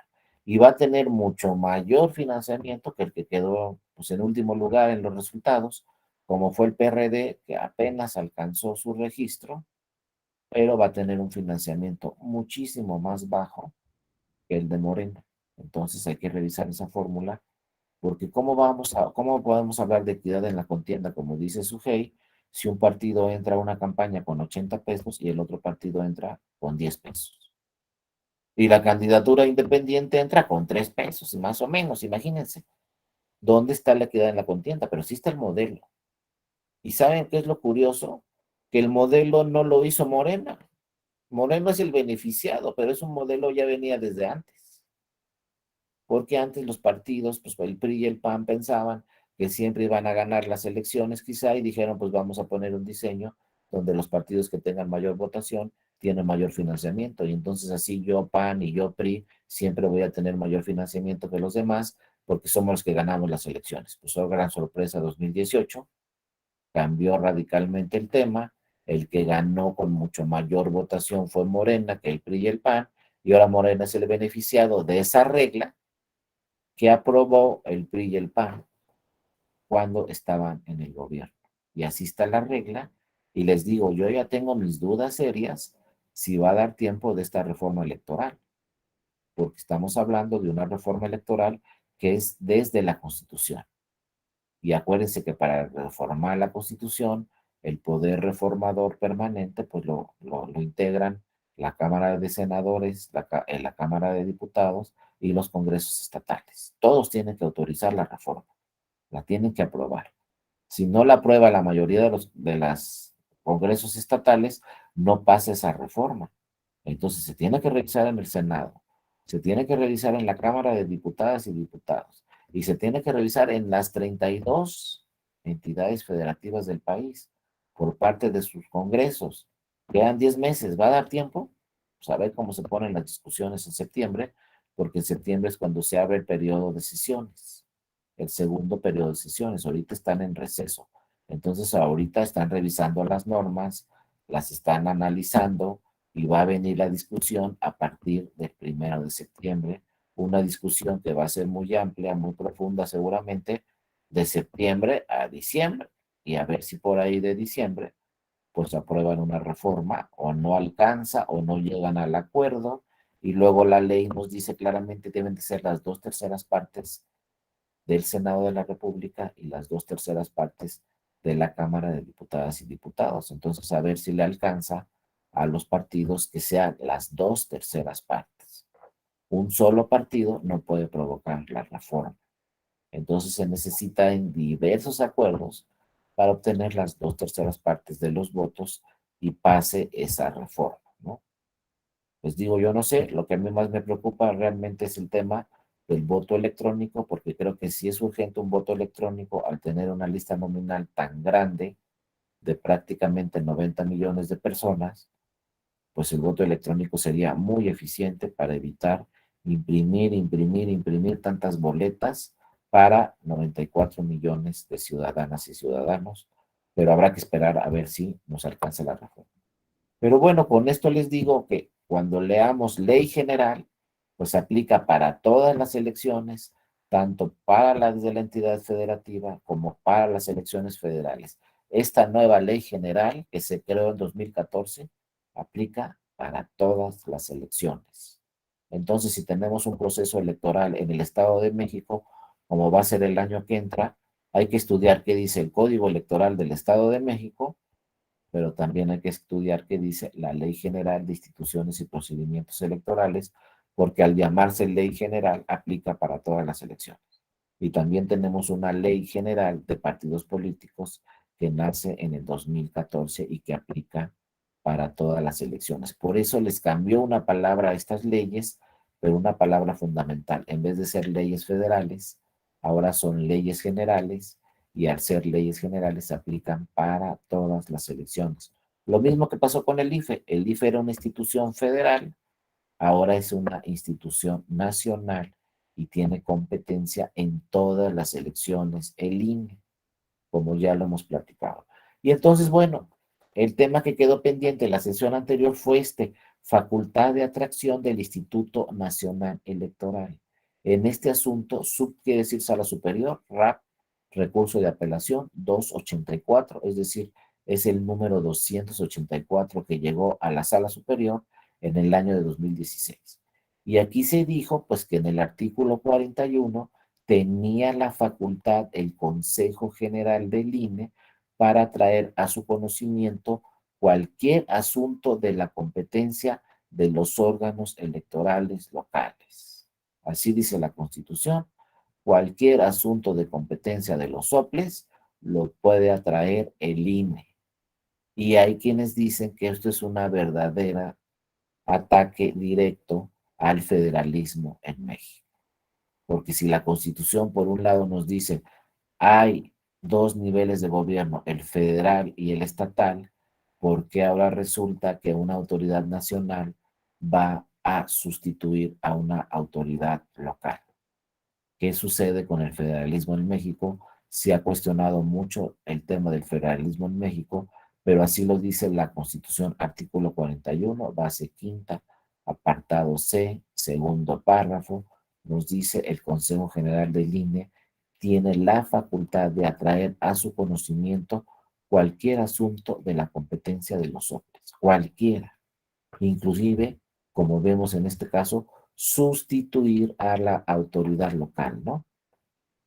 Fíjense, dice la Ley General de Instituciones y Procedimientos Electorales dispone como atribución del instituto la de atraer a su conocimiento cualquier asunto de la competencia de los hombres, cuando sea de trascendencia, cuando la trascendencia lo amerite o para sentar un criterio de interpretación distinto. Esto lo deben de proponer por lo menos 4 consejeros y una mayoría de por lo menos 8 consejeros lo deben de aprobar para que así esa competencia del OPLE pase al INE. 4 consejeros primero lo deben de proponer en el Consejo General y luego 8 consejeras o consejeros lo deben de aprobar de 11. Tampoco es un sistema así sencillo. Si yo voy a traer alguna competencia del OPLE, pues tenemos que tener un voto de 8 consejeras o consejeros del INE. O sea, eso se llama mayoría calificada, no mayoría simple. El tema de mayoría calificada muchas veces es cuestionado porque se dice, fíjense, son 11 consejeros y consejeras, ya con el presidente. Imagínense que 7 digan, sí, hay que atraer esa competencia del OPLE al INE. Lo dicen 7. Y 4 dicen, no, no vamos a traer esa competencia del OPLE al INE. ¿Quiénes ganaron? Los 4 que dijeron que no. ¿Y quiénes perdieron? Los 7 que dijeron que sí. O sea, suena raro, pero perdió la mayoría. Ahí como la ven, ¿eh? Suena raro, pero perdió la mayoría, porque 7 dijeron hay que atraer esa función del OPLE. Lo dicen 7. Y 4 dicen no, no hay que atraerla. Ganaron los 4 que dijeron que no, porque la ley dice tienen que ser 8. Pero bueno, son temas tan importantes y temas tan delicados. Asumir las funciones de un OPLE por el INE, que dice el legislador, pues debe ser una mayoría calificada, debe ser una decisión de la mayoría, pero no simple, sino de una mayoría calificada, es decir, prácticamente de todas las consejeras y los consejeros, para que esa facultad de atracción funcione. Y bueno, pues ahí está la ley, ¿no? Ahí está la Constitución y lo dice muy claramente, tiene que ser el voto favorable de 8 consejeros o 8 consejeras, digo 8 consejeros y consejeras del INE de los 11 que son. Puede estar incluido en esos 8 votos el presidente o puede no estar incluido en esos 8 votos el presidente, pero el INE lo puede hacer y en el caso de Colima ya lo hizo, ¿no? Y luego el procedimiento es recibida la petición a la Secretaría Ejecutiva, se hace pública. Luego, dentro de los 4 días hábiles posteriores a la recepción por la Secretaría Ejecutiva, se determina sobre la procedencia o rechazo de esa facultad de atracción o de asunción. Luego, admitida la petición, se revisa, ¿no? Durante 10 días, luego se concluye la investigación, se somete a consideración del INE lo que se está solicitando, ¿no? Y cuando la trascendencia y urgencia del asunto se requiera de un procedimiento más expedito, a manera excepcional, el Consejo General podrá resolver la solicitud sin agotar los plazos. Es decir, urge que asumas esa función, pues ni siquiera hay que agotar un plazo de 10 días, ¿no? Entonces, la petición puede ser desechada, puede ser improcedente o se puede asumir esa petición y en su caso sustituir a la institución local, ¿no? Al OPLE o al Instituto Estatal Electoral. Pero ojo, esto rompe con el sistema federal. Hay que revisarlo. Habrá que ser casos muy excepcionales donde el INE sea el que organice una elección. Aquí les dejo ya simplemente este caso, ¿no? Este asunto 565-2015, donde, bueno, se habla de la nulidad de la elección de gobernador de Colima y entonces en esa sentencia se declaró la nulidad de la elección del gobernador de Colima y por ende se ordenó al Instituto Nacional Electoral que procediera a realizar la elección extraordinaria. En el caso que les decía, en este asunto se anuló la elección por parte de la Sala Superior y la Sala Superior también ordenó, mira, se anula la elección y dijo además, le ordeno al Instituto Nacional Electoral que proceda a realizar la elección extraordinaria, es decir, la autoridad que va a organizar la elección extraordinaria va a ser el INE, no va a ser el OPLE. Este es otro tema adicional. Por una parte lo pueden decidir 8 consejeros, pero por otra parte también lo puede decidir la Sala Superior y en una sentencia la Sala Superior le puede ordenar al INE, sabes que INE en tus facultades de asunción tú vas a organizar la elección extraordinaria para gobernador o gobernadora en el estado de Colima. Aquí no lo decidió el INE, aquí lo decidió la Sala Superior del Tribunal Electoral y no le preguntó al INE, le ordenó organiza la elección en el estado de Colima extraordinaria. Para que vean cómo esa facultad de asunción a cargo del Consejo General del INE, pues sí fue un hecho, ¿no? Y se dice aquí, en el ejercicio de la facultad de asunción a cargo del Consejo General del INE, en cumplimiento a la determinación referida por el Tribunal Electoral, es que el INE asumió directamente la organización de la citada elección extraordinaria y por lo tanto indicó con la realización de las actividades propias de la función electoral inherentes a ella, pues cuáles eran los temas y el calendario de la elección extraordinaria. Acuérdense que siempre que hay una elección extraordinaria en alguna entidad federativa o a nivel federal, los plazos son mucho más cortos. Ya no nos vamos a aventar un proceso electoral de 6 meses, por ejemplo. Una elección extraordinaria, por lo general, de lo que se trata es de que dure la mitad. Si un proceso electoral ordinario dura 8 meses, pues el proceso federal extraordinario durará 4. Lo mismo en las entidades federativas. Siempre busca el INE o el OPLE tratar de que se resuelva rápidamente la elección extraordinaria, entonces los plazos y el calendario es mucho más corto, ¿no? Así entonces el Instituto Nacional Electoral conocerá de los procedimientos administrativos sancionadores que tengan que ver con el proceso electoral extraordinario. Aquí también puede cambiar de alguna forma la competencia, porque si ya organiza el proceso electoral el INE y no el Instituto Estatal Electoral, pues el INE adquiere algunas competencias que antes las tenía el OPLE. Sí, adelante, Abel, te escuchamos. Buenos días. Gracias, doctor. Buenos días. Quería preguntarle para el caso de que se anulara una elección y se fuera a una elección extraordinaria, ¿qué tiempo hay entre la anulación y entre el inicio del nuevo proceso extraordinario? ¿Hay un tiempo prudente? ¿Hay un término para hacerlo? Porque entiendo que tiene que ser inmediatamente, pero no sé qué tiempo deba de haber entre la declaración de la nulidad a la realización del proceso electoral extraordinario. Así es, Gracias. Abel, es muy buena pregunta. Mira, el tribunal, ya sea el local de la entidad federativa o el tribunal federal, el del Poder Judicial de la Federación, ordenan al instituto, ya sea al OPLE o al INE, a organizar la elección extraordinaria. Entonces, lo primero que tiene que hacer el INE o el OPLE es crear un calendario. Tienen que revisar el tema, tienen que ver de qué elección se trata. Obviamente, si es una elección de un ayuntamiento municipal, el calendario va a ser más breve, pero si es una elección de una gobernatura, como se trata de todo el estado, pues se necesita más tiempo para organizar el proceso electoral, para instalar casillas, para imprimir boletas, para capacitar nuevamente funcionarias y funcionarios. Entonces, inmediatamente que un tribunal le ordene al OPLE o al instituto convocar una elección extraordinaria, el instituto decidirá en un acuerdo cuáles son los plazos convenientes de acuerdo a la elección. No hay un plazo por ley. El INE va a decir, bueno, pues tengo que organizar una elección de senadurías extraordinaria, pues yo creo que los plazos deben ser estos, porque necesito cumplir con todas estas funciones, sobre todo el tema muy importante, registro de candidaturas y después el de las boletas, es un tema que luego se tarda, imprimir las boletas ya con el nombre de los candidatos, etcétera. Entonces hace un plan el INE o hace una estrategia el OPLE y entonces emiten un acuerdo y dicen los plazos van a ser estos, pero no son fijos. Lo primero que tiene que revisar la autoridad administrativa es de qué elección se trata y cuánto nos vamos a tardar. Y luego otro tema, donde se empieza, ¿no? Que lo vamos a ver ya mañana, el presupuesto para la elección extraordinaria.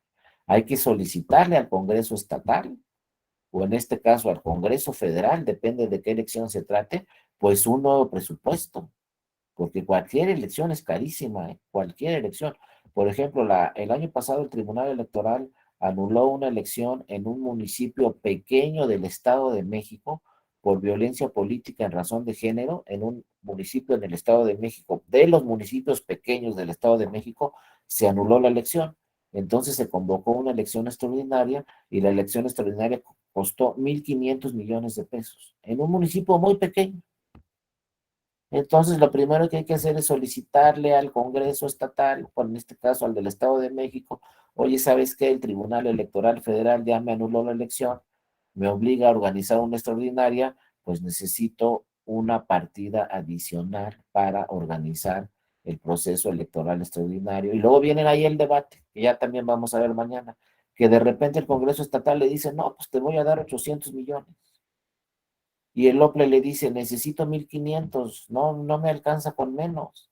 Y ahí viene la discusión, y vienen los temas ahí muy importantes, donde a lo mejor, como señalas muy bien, Abel, debería haber una reglamentación fija, no que empiecen las discusiones con el Congreso y luego los calendarios, etcétera. Por ejemplo, si en la elección ordinaria te costó tanto dinero esa elección, pues ya que de entrada esté aprobado para la extraordinaria ese mismo dinero, pero no. Es otra vez que el INE o el OPLE le solicite al Congreso Estatal, oye, mira, me están ordenando organizar una elección extraordinaria, pero viene otra vez el debate del presupuesto. Eso no se debería debatir, no se debería de discutir. Las elecciones extraordinarias, según el municipio, deberá ser el presupuesto que tenga, pero no. Se vuelve a discutir con el Congreso Estatal para que el Congreso Estatal apruebe una partida extraordinaria para organizar el proceso electoral extraordinario. Entonces, una vez que tiene esa partida, el instituto pues ya hace un plan de trabajo y dice, bueno, las etapas del proceso electoral son estas. Lo que sí está obligado por ley el instituto o el OPLE es hacerlo lo más rápido posible y en los plazos más breves, porque hay por ahí una vacante o hay por ahí un, un una persona que está sustituyendo realmente al que debe ejercer el cargo. Por ejemplo, si se anula una elección de una presidencia municipal, pues va a haber allí un ayuntamiento extraordinario en lo que se resuelve esa elección. Si es una elección de gobernador, por ejemplo, gobernadora, el Congreso Estatal tiene que nombrar a un gobernador o gobernadora sustituto en lo que se resuelve el proceso electoral extraordinario. Por eso el proceso electoral extraordinario debe ser lo más rápido posible, porque tenemos ahí un gobernador suplente, un gobernador sustituto, en lo que se elige por la ciudadanía al que verdaderamente debe ejercer sus funciones. Por lo tanto, pues debe ser lo más rápido posible la elección extraordinaria. Fíjense lo que nos pasó en Colima. Acuérdense que yo les traigo ejemplos de Colima, porque me los sé casi todos, porque soy de ahí de Colima. En Colima hubo un momento, a ver cuántos estados pueden decir esto, pero en Colima hubo un momento en Colima donde en 2 años tuvimos 4 gobernadores distintos en 2 años. Y uno dice, pues no puede ser eso. ¿Cómo que 4 gobernadores en 2 años? A ver cuántos estados han tenido 4 gobernadores en 2 años. Y ahí les va la historia, ¿no? 2003. En el 2003, la Sala Superior del Tribunal Electoral anuló por primera vez la elección de la gobernatura en Colima. Esta que les estoy platicando, donde el INE sustituyó a Lople, fue en 2016, la segunda elección que se anuló para la gobernatura en Colima. Pero la primera elección que se anuló, bueno, se anula la elección. Entonces, el que termina tiene que terminar, no puede seguir en el encargo. A mí me nombraron por 6 años, termino mis 6 años, pero se anula la elección para que entre el nuevo. Entonces, ¿qué dice la ley de Colima? ¿Qué dice la Constitución de Colima? Tienes que nombrar un gobernador sustituto en lo que se elige a uno nuevo porque se anuló la elección. Entonces, bueno, se anula la elección. El Congreso Estatal nombra un gobernador sustituto que va a estar ahí en lo que se lleva a cabo la elección extraordinaria. Bueno, primer gobernador. Viene la elección extraordinaria. Vuelve a ganar el mismo que ganó la ordinaria. Pero fíjense, ¿no? Como dicen por ahí, luego sí es cierto. Cuando te toca, te toca. Y cuando no, no, ¿eh? Por más que le muevas. Este pobre hombre no le tocaba ser gobernador. Primero le anulan la elección. Bueno, se va a la extraordinaria. La gana y entra en funciones. Ya tenemos 2 gobernadores en 6 meses, fíjense. El sustituto y luego el que ganó la extraordinaria. Van 6 meses, ya tenemos 2. Pero luego, ¿qué creen que pasó a los 8 meses? Se cae el avión del gobernador en Michoacán. Ya no les digo por qué, porque no sé y no tengo las pruebas. Pero nomás les digo, se cae el avión en Michoacán con todo su equipo de trabajo. Se mata el gobernador a los 8 meses que había tomado protesta. ¿Qué sucede? Otro gobernador sustituto.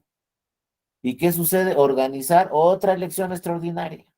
Entonces el Instituto Estatal de Colima organizó 3 elecciones de gobernador en menos de 2 años. Y tuvimos 4 gobernadores en menos de 2 años. Y entonces habría que pedirle el presupuesto al Congreso del Estado. ¿Sabes qué? El tribunal anuló la elección, necesito presupuesto para la extraordinaria y tiene que ser lo más rápido. Bueno, lo logró el Instituto Estatal Electoral de Colima y organizó una elección extraordinaria rapidísimo. Pero después, a los 8 meses, otra vez. El instituto le dice al Congreso Estatal, oye, necesito presupuesto para la segunda elección extraordinaria de la gobernatura, porque falleció el gobernador constitucional y nombramos uno sustituto, pero ¿sabes qué? Tenemos que organizar un siguiente proceso electoral.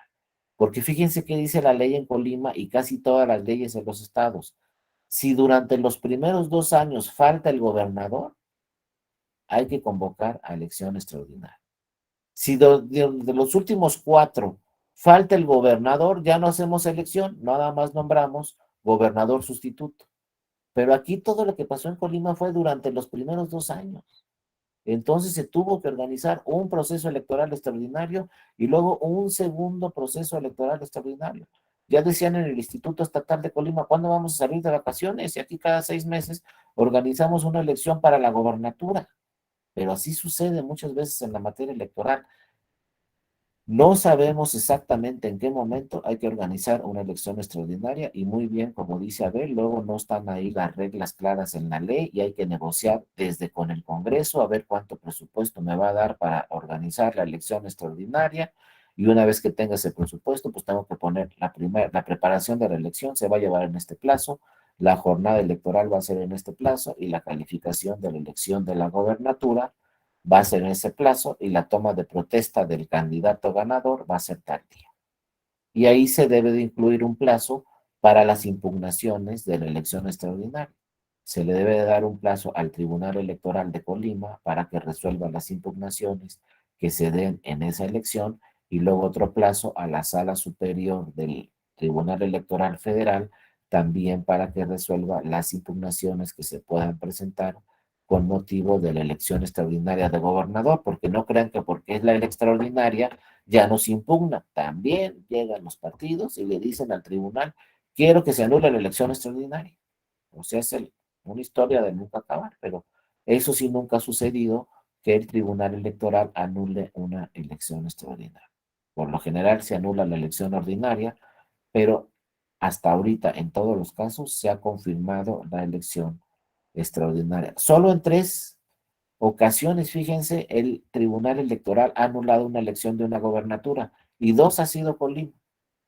El otro estado donde se anuló una elección de una gobernatura, que fue la primera que se anuló, fue la de Tabasco en el 2000. En el 2000 también se anuló la elección de la gobernatura de Tabasco. Solamente el tribunal ha anulado 3 veces una elección de una gobernatura y en esas 3 veces pues se ha tenido que organizar una elección extraordinaria, pero antes no estaba este sistema que está a partir del 2014, donde pues el INE puede sustituir a la autoridad local para organizar una elección extraordinaria, como sucedió en caso aquí de Colima, que finalmente en este caso de Colima no lo decidió el INE. Quien lo decidió fue el Tribunal Electoral y el Tribunal Electoral le dijo al INE, ¿sabes qué? Tienes facultades de asunción, pues para la elección extraordinaria en el estado de Colima vas a ejercer tus facultades de asunción y tú, INE, vas a ser el que va a organizar la elección extraordinaria. De repente le cayó así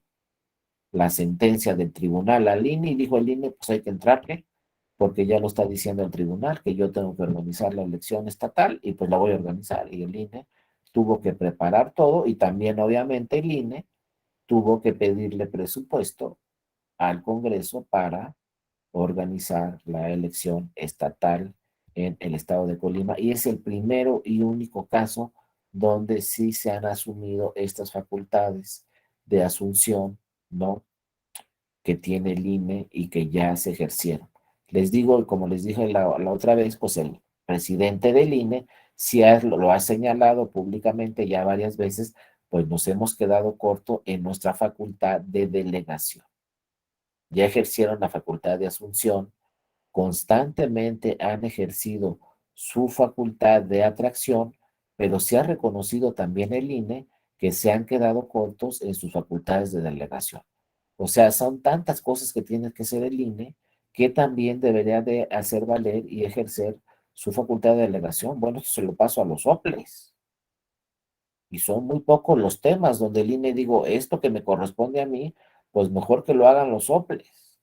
Pero bueno, ya hay estudios, investigaciones muy serias y muy importantes donde dicen eso de la reforma que dice que ya no va a haber OPLES y que el INE va a hacer todo lo de los OPLES es completamente disfuncional. No se puede. Los municipios en cada entidad federativa solo los conocen los OPLES. Los problemas en el territorio del estado solo lo conocen los OPLES. Hay zonas, y hay que decirlo porque es la verdad, hay zonas del grupo del crimen organizado donde no podemos entrar, las ciudadanas y los ciudadanos. Así estamos en este momento, y entonces solo los soples saben que hay lugares en su estado donde no se pueden instalar casillas, hay que hacerse un ladito porque ahí está el crimen organizado y no podemos entrar. Esa es la realidad, ¿no? Y entonces, pues, ¿cómo es posible que de repente tengamos una iniciativa de ley donde diga van a desaparecer los soples y el sistema federal de entrada, ¿no? Pero además el territorio, insisto, solo lo conocen los soples. Por eso los soples tienen consejos municipales en una elección. Y solo los soples saben dónde está el consejo municipal y solo ese consejo municipal sabe dónde deben instalarse las casillas con seguridad. Eso no lo puede hacer el INE.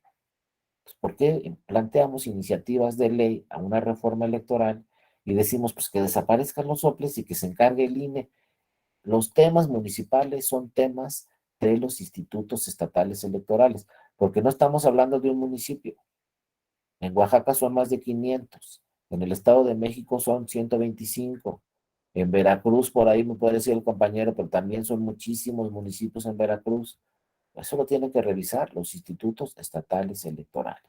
No podemos pasar esa competencia al INE. Al contrario, el INE en sus facultades de delegación tienen que pasar competencia de ellos a los soples, desde mi punto de vista, y les digo, ya lo reconoció el presidente del INE, que dijo, ¿saben qué? Hay cosas que sí tendremos que pasar a los soples. Nos hemos quedado corto en nuestra facultad de delegación. Ojalá para el 2024, si no tenemos una reforma electoral, pues sí se apliquen estas facultades de delegación y decida el INE pasarle algunos temas a los otros. Sí, adelante, Gerardo, buenos días, gusto en verte. Adelante. Muchas gracias, doctor. Saludos a todos y todas. Con relación al último comentario que hace usted de el conocimiento que tienen los soples de su territorio, no solo de su territorio, sino de su historia y de su comportamiento electoral, me parece muy importante en ese sentido la necesidad de fortalecer el sistema, el Servicio Profesional Electoral Nacional, porque me parece que solo de esa manera, haciendo ciudadanos, haciendo funcionarios más profesionales en el trabajo electoral, es como se van a fortalecer esas actividades que le van a permitir llevar a cabo de una mejor manera las acciones electorales a cada OPLE. Hoy son pocas las áreas que están dentro del Servicio Profesional Electoral Nacional, en el caso de los OPLES, y el resto de los funcionarios o son temporales o llegan solamente para cada proceso, lo que no permite una buena profesionalización. Me parece importante para abonar en este sentido, sí, el impulso del Servicio Profesional Electoral Nacional. Muchas gracias.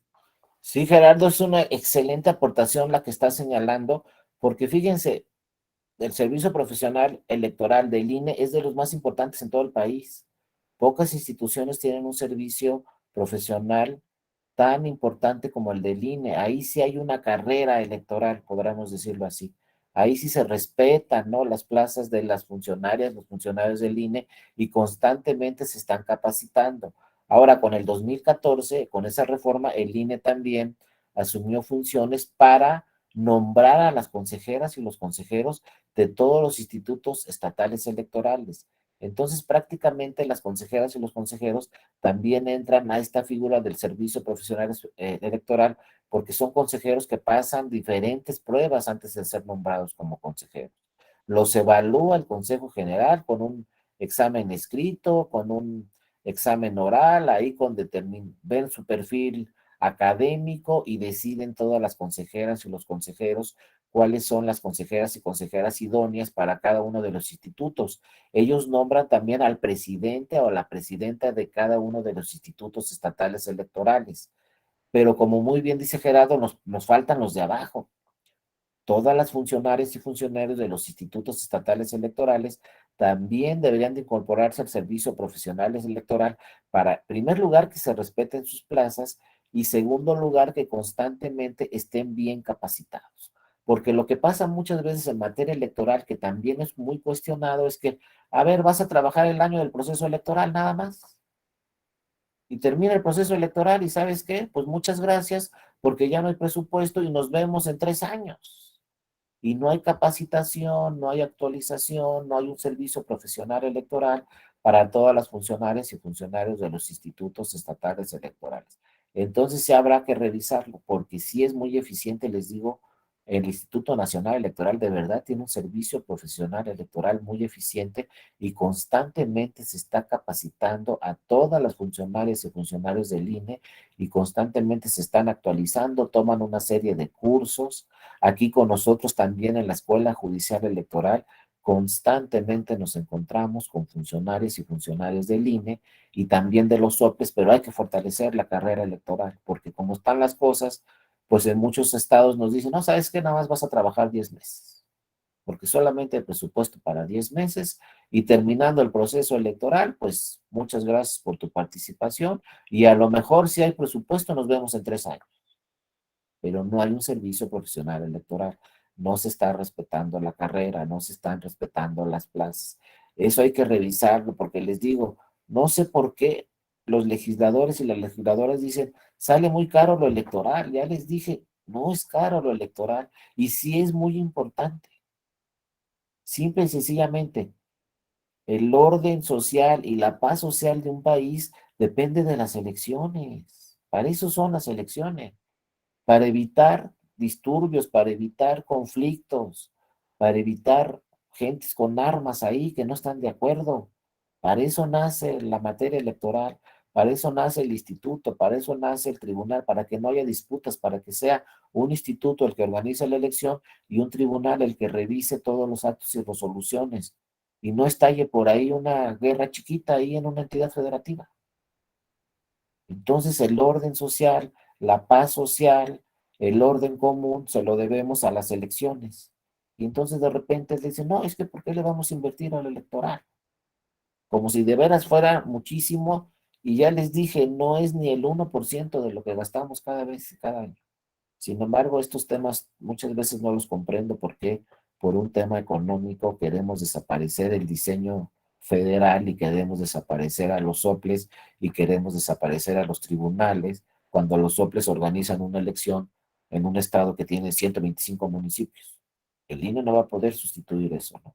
Entonces es mejor capacitar a los funcionarios y funcionarias del INE y sí, pues revisar algunos gastos que se deben de hacer, otros gastos que no, pero no decir de repente, vamos a desaparecer a los soples. No, creo que no, no va por ahí.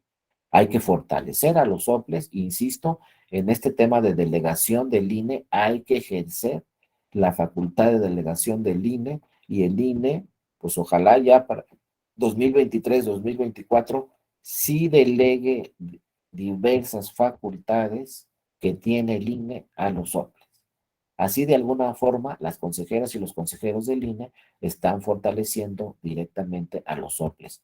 Porque si yo soy presidente del INE y le delego funciones por una decisión del Consejo General, le delego funciones a todos los soples, pues estoy fortaleciendo a los soples. Y la ley y la Constitución es muy clara. Tú, INE, decides qué tienes que hacer tú y qué tienes que hacer los soples. Inclusive hay una coordinación específica de enlace entre el INE y los soples. Entonces, bueno, que en esa coordinación se decida para el 2024 qué tiene que hacer el INE en todas las elecciones del 2024 y qué tiene que hacer los soples, pero sí ejercer esta facultad de delegación. Si ahí está y el INE puede fortalecer las funciones de los soples, pues qué mejor que el INE sea de verdad la autoridad que fortalezca las funciones de los soples. Pero eso, ojo, si no nos alcanza la reforma electoral. Porque si nos alcanza y por ahí aparecen las 2/3 partes que tienen que aprobar la reforma, pues hay reforma, ¿eh? Y entonces, si las 2/3 partes del Senado y las 2/3 partes de la Cámara de Diputadas y Diputados deciden que sí va la reforma, pues sí va. La cosa es que tiene que consensar entre partidos políticos, porque a un solo partido político, por más que Morena sea el partido más grande, que sí es más grande y por mucho, pues no le alcanza a él solo, ¿no? Eso fue lo único que nos dejó como resultados el 2018, que no le alcanza a un solo partido una reforma.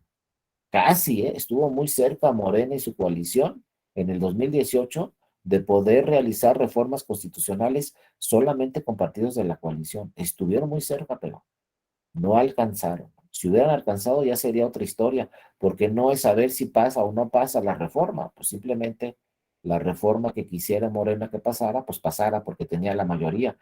de las 2/3 partes. Pero bueno, así dijeron los resultados en el 2018, no le alcanza un solo partido político, el PRI imposible hacer una reforma solo, el PAN imposible hacer una reforma solo, tienen que consensar varios partidos políticos, por lo menos 4 o 5 partidos políticos tienen que estar de acuerdo con la reforma, porque si no, no va a pasar. Pues a ver qué pasa. Nos dice aquí Gerardo, también son muy importantes los plurinominales. Pues sí, los diputados y las diputadas plurinominales representan a las minorías.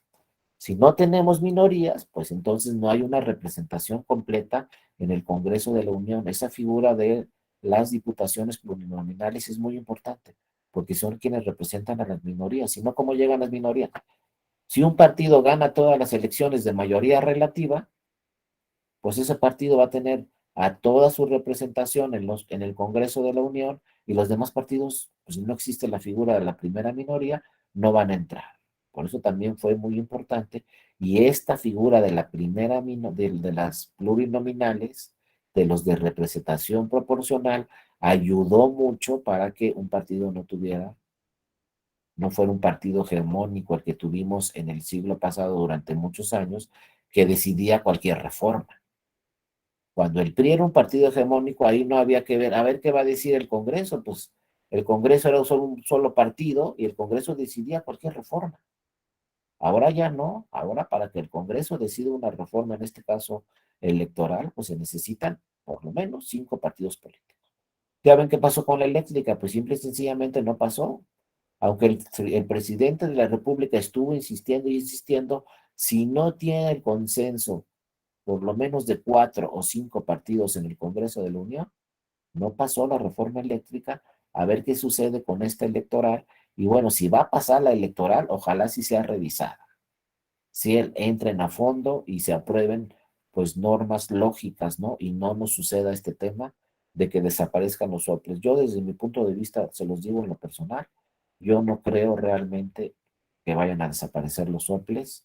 No creo que tengamos una mayoría de las 2/3 partes del Congreso de la Unión y que se decida que desaparezcan los soples. A lo mejor sí se da la reforma electoral, pero no creo en lo personal que lleguemos a desaparecer los soples y los tribunales electorales, porque ahí está debidamente confirmadas sus funciones y ahí está debidamente demostrado que son autoridades que sí deben existir. Luego dicen, ¿para qué queremos tribunales electorales en los estados? Está el federal, pero no se van a los números. ¿Saben qué dicen los números?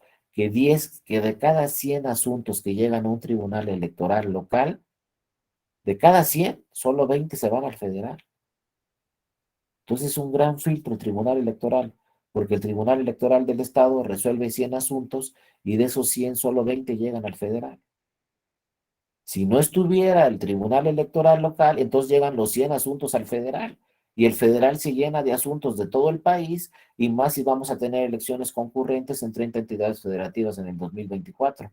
Pues no le va a alcanzar al federal su estructura, su personal jurídico para resolver todos los asuntos. Entonces, un filtro muy importante también los tribunales electorales, porque evitan que en vez de que 100 asuntos le lleguen al federal, solamente le lleguen 20. Pero bueno, esos números se tienen que estudiar, se tienen que analizar. Vamos a estar muy pendientes todos seguramente y todas este año a ver qué sucede con la reforma, porque si algo sucede, tendrá que ser este año, porque el que sigue ya inicia el proceso electoral federal y en 30 entidades federativas. Bueno, compañeras y compañeros, mañana ya entramos directamente a este tema que también está aquí en este diplomado, que es el presupuesto que se debe de autorizar para los institutos estatales electorales cuando tienen elecciones y también cuando no tienen elecciones, porque acuérdense que los soples son institutos permanentes. Ya veremos algunos temas relacionados con estos el día de mañana. No sé si hoy tuvieran alguna pregunta, algún otro cuestionamiento. Si no, pues les agradezco a todas y a todos mucho su atención, y mañana pues nos vamos a ver nuevamente a las 9 de la mañana para continuar con su diplomado, viendo todavía algunos temas de los soples y de su presupuesto. Entonces, si no hubiera otra pregunta, les agradezco mucho su atención. Que tengan un excelente día todas y todos y nos vemos mañana. Les mando un abrazo, cuídense mucho, nos vemos mañana, que estén muy bien. Y gracias a Alicia, ¿no? Que estuvo aquí, compañera del eje, estuvo dando seguimiento a esta presentación. Nos vemos mañana. Gracias, doctor. Saludos, que estén bien. Hasta luego, Gerardo. Gracias, Rosa, doctor. Hasta Rubén, mañana. gracias. Buenos Román, días. José, nos vemos mañana. Muchas gracias. Gracias. Emma, gracias. Carmen, también muchas gracias. Román, gracias. Alan, cuídate mucho.